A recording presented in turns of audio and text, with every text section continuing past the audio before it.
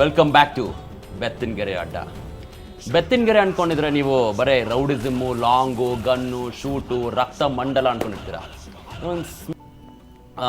ಜಾಸ್ತಿ ಲವ್ ತೋರಿಸಿಲ್ಲ, ಎಲ್ಲ ಕಡೆ ರಾ ಲವ್ ಸ್ಟೋರಿನ ಇದು ಬೆತ್ತನಗೆರೆಯಲ್ಲಿ ಅಂತ ಅಂದ್ಕೊಂಡಿರ್ತಾರೆ. ಅಥವಾ ಸೀನಾ ಶಂಕರ ಒಂದು ಲವ್ವಿಗೆಗೋಸ್ಕರನೇ ಇವೆಲ್ಲ ಸ್ಟಾರ್ಟ್ ಮಾಡಿರೋದು ಅಂದ್ಕೊಂಡಿರ್ತಾರೆ. ಅವೆಲ್ಲ ಏನಲ್ಲ. ಸೀನಾ ಲೈಫಲ್ಲಿ ಒಂದು ಶಾರ್ಟ್ ಆಗಿ ಲವ್ ಸ್ಟೋರಿ ಬಂದು ಹೋಗುತ್ತೆ.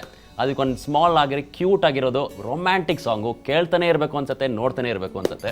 ಬರೀ ಪ್ರೇಮ ಕಥೆ ಅಷ್ಟೇ ಅಲ್ಲ, ಅವನಿಗೆ ಹೇಗೆ ಪ್ರೇಮ ಮುಖ್ಯ ಆಗಿತ್ತು ಹಾಗೆ ನನಗೆ ತಂದೆ ತಾಯಿ ಅಷ್ಟೇ ಮುಖ್ಯ ಆಗಿತ್ತು. ಈ ಸಿನಿಮಾದಲ್ಲಿ ಒಂದು ಫ್ಯಾಮಿಲಿ ಅಟ್ಯಾಚ್ಮೆಂಟ್, ಅಣ್ಣ ತಮ್ಮನ ಸೆಂಟಿಮೆಂಟ್ ಇದೆ, ಬಹು ದೊಡ್ಡ ತಾರಾಗಣನೆ ಇದೆ. ಹೇಳ್ತಾ ಬಂದರೆ ಟೈಮ್ ಸಾಕಾಗಲ್ಲ, ಅಷ್ಟು ಜನ ಇದ್ದಾರೆ. ಶೋಭರಾಜ್, ಅವಿನಾಶ್, ವೀಣಾ ಸುಂದರ್ ಇದ್ದಾರೆ, ಜೈ ಜಗದೀಶ್ ಅವರು ಇದ್ದಾರೆ, ಶಶಿಕುಮಾರ್ ಸರ್ ಇದ್ದಾರೆ. ಹಾಗೆ ದೊಡ್ಡ ತಾರಾಬಣದಲ್ಲಿದೆ. ಒಂದು ಇಡೀ ಕುಟುಂಬ ನೋಡುವಂಥ ಸಿನಿಮಾ, ಬರೀ ಲಾಂಗು ಮಚ್ಚು ಅಲ್ಲ. ಯಾಕೆ ಈ ಒಂದು ಘಟನೆ ನಡೀತು ಅಥವಾ ಯಾಕೆ ಈ ಫೀಲ್ಡಿಗೆ ಬಂದರು ಅನ್ನೋದನ್ನ ಡೈರೆಕ್ಟರ್ ಹೇಳ್ತಾರೆ.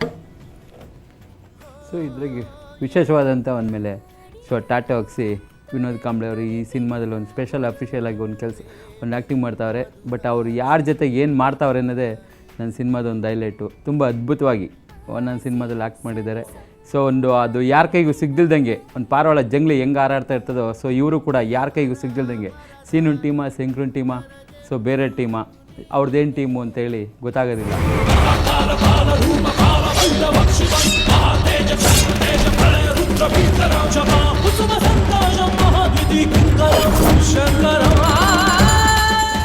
ಸೀನಾ ಅಲಿಯಾಸ್ ಸುಮಂತ್, ನಿನಗೆ ಬೆತ್ತನಗೆರೆ ಚಿತ್ರ ನೋಡಾದ್ಮೇಲೆ ನನ್ನ ಪಾತ್ರದಲ್ಲಿ ನಿನಗೇನು ಇಷ್ಟ ಆಯಿತು?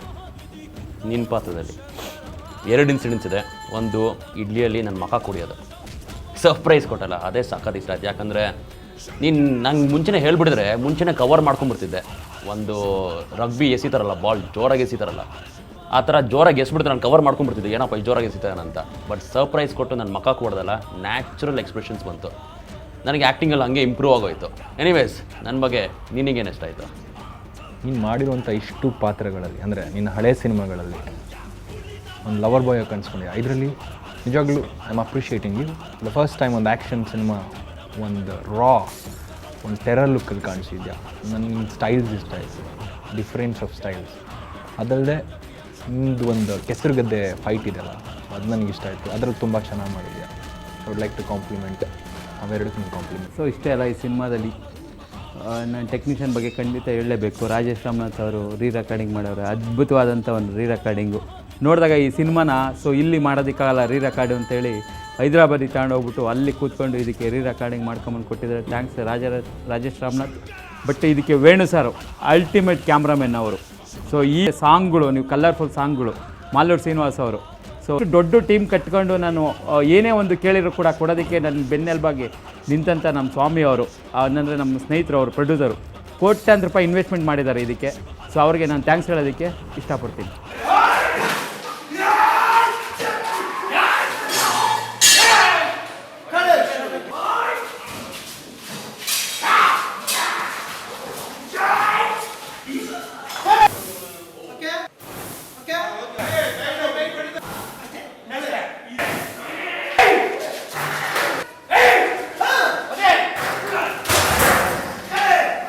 ಸೀನಾ ಶಂಕರ ಜುಗಲ್ಬಂದಿ ಇದೇ ಶುಕ್ರವಾರ 30ನೇ ತಾರೀಕಿಗೆ ತೆರೆ ಮೇಲೆ ಬರ್ತಾಯಿದೆ. ನೋಡಲೇಬೇಕು. ಮಿಸ್ ಮಾಡಿದ್ರೆ ಒಳ್ಳೆ ಪಿಕ್ಚರ್ ಮಿಸ್ ಮಾಡ್ಕೊತೀರಾ. True story.